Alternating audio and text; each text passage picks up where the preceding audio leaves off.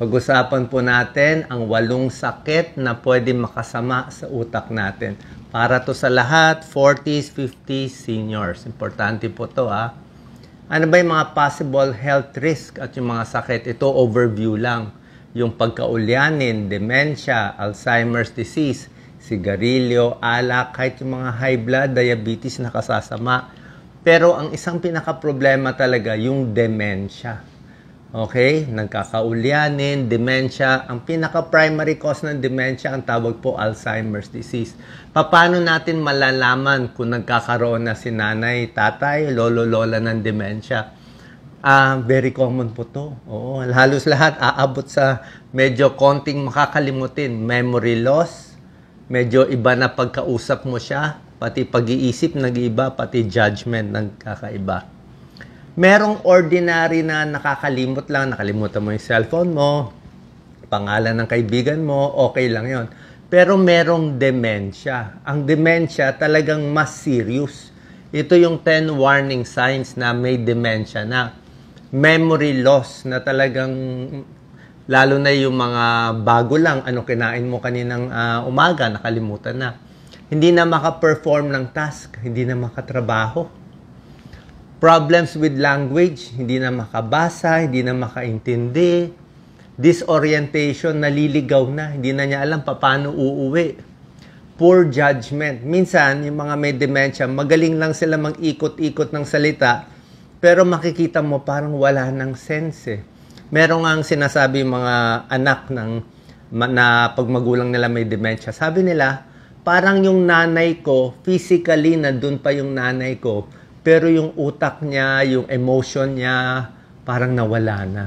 Oh, yun na nangyayari. Problems keeping track of things, nami-misplace na. Yung mga gamit, nawawala. At madalas, nagsisisi sila ng tao. Sasabihin nila, ninakaw nung isang kapatid, o kinuha, may kumuha. Usually, magsisisi sila. Tapos, yung mga judgment nila, talagang medyo malina. Palagay natin, yung ice cream.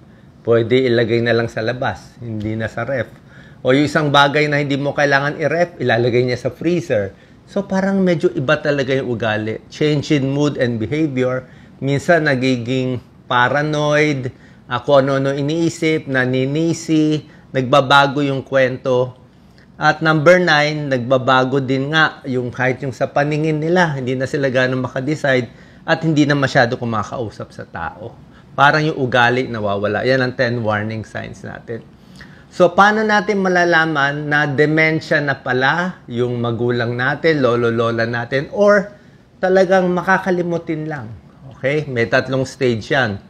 Kung makakalimutin lang, normal lang yan. Nakakatrabaho ka pa rin. Basta naiiwan mo lang yung gamit mo. You can still continue with your life. Pag dementia, medyo hindi na pwede makatrabaho. Delikado na. Pag lumabas ng bahay si nanay, baka hindi na makabalik. Kaya yung iba, nilalagyan nga ng address dito sa bracelet. Yung gitna, mild cognitive impairment, medyo mas malala yung memory loss. Kaya-kaya pa, pero ibig sabihin nitong number 2 ay papunta na siya sa dementia. Okay? Mas malala kaysa sa ordinary aging memory loss, mas malala. Ano cause ng dementia? Ang pinaka-common, 80% of the time, Alzheimer's disease. Okay, magbibigay tayo ng tips paano makakaiwas dyan. Meron mga Parkinson's disease, nakaka-cause din dementia. Yung mga stroke, dahil may high blood, hindi ginamot, may diabetes, pwede rin yun. Ito ang itsura ng normal brain. Ito yung utak ng may Alzheimer's disease at dementia. Nagkakaroon yung utak nagkakaroon ng amyloid plaques na kakaroon siya na parang laman-laman dyan. May mga tao, kahit meron silang ganitong nakikita sa brain, basta wag lang, kumbaga sa computer, wag mo lang tamaan yung pinaka-hard disk niya. Kung yung memory niya hindi mo lang masisira, normal pa. Pwede pa siya mag-function ng normal.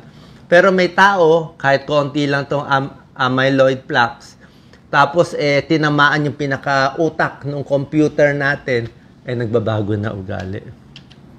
Okay, Alzheimer's disease, may lahi, yan, pwede rin yun. Mahirap mag-alaga talaga ng isang may Alzheimer's disease. Kaya sa iba nga, may home for the aged. Minsan, hindi na sila makaligo, baka iihi na lang, o nagbabago na yung mental health.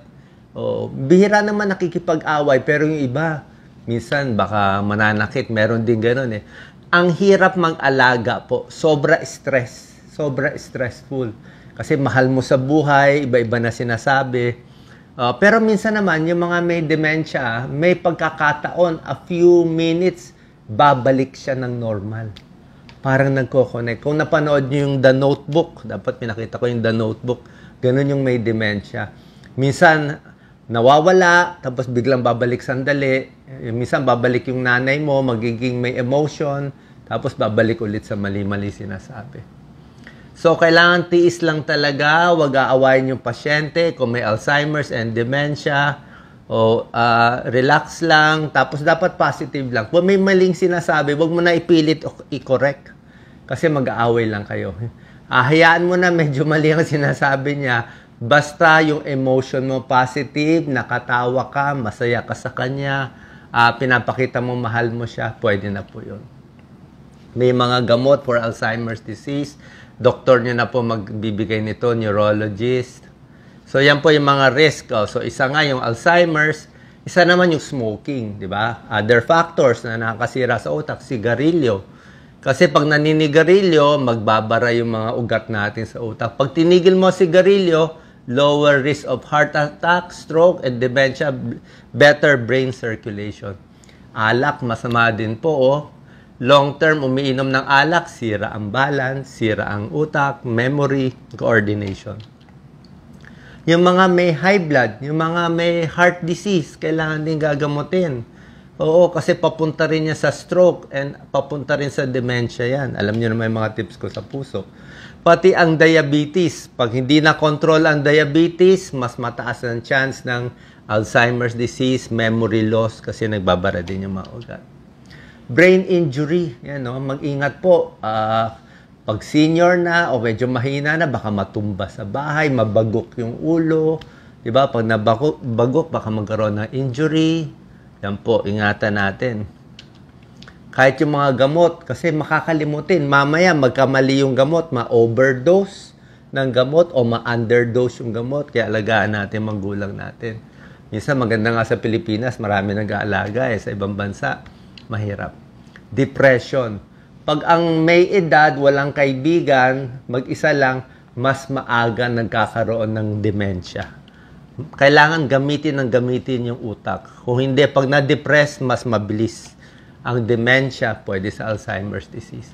Healthy eating, hindi ko na-explain. Alam niyo naman yung mga masustansyang pagkain. Wag yung matataba, mamantika, fast food na nakakabara sa utak. Laging active yung utak natin. Magbasa ng magbasa. Yung mga taong basa ng basa, aral ng aral, talagang pinipilit magko-compute. Kasi sabi ko nga, huwag kayong mag-retire. Pwede kayong mag-retire sa trabaho. Dapat may project pa rin kayo sa bahay. Yung nanay ko nga, 90 years old, nung nabubuhay siya, nagpapasok pa sa office everyday, lista ng lista. Kailangan yun. Pag hindi mo gagamitin yung utak mo, gusto mo pa damihin yung connection eh. Kasi oras na hindi mo gagamitin, paliit ng paliit yung utak, pahina ng pahina yung utak natin. Dapat ginagamit ang utak para lumakas yung muscle. Yung utak parang muscle din yan, di ba? Ito, para lumakas, gagamitin. Yung utak, ganun din. Lalo mong gagamitin, mas maraming nerve connections, mas lalakas yung utak. Plus, dapat makikipag-usap sa tao. More friends, more kausap, mas na marami kang input eh. Kasi kung sarili mo lang ang nakakausap mo, mahirap po. Baka mahumina utak natin. Exercise. Napakaganda exercise, 4,500 steps in a day pag senior para maganda blood circulation natin. Iwas sa air pollution at smoking para hindi tayo mabarahan. And lastly, syempre, pag tumatanda, ano bang dahilan? Bakit tayo nagkakaroon ng ganitong sakit? One is genetic, kung talagang lahi. Pero kung mahaba naman buhay ng magulang, okay ka dapat. Environment, exposure sa usok, lifestyle, naninigarilyo ka ba? Bad habits ba? Marami ba mga sakit? O okay naman. Sana po nakatulong tong video.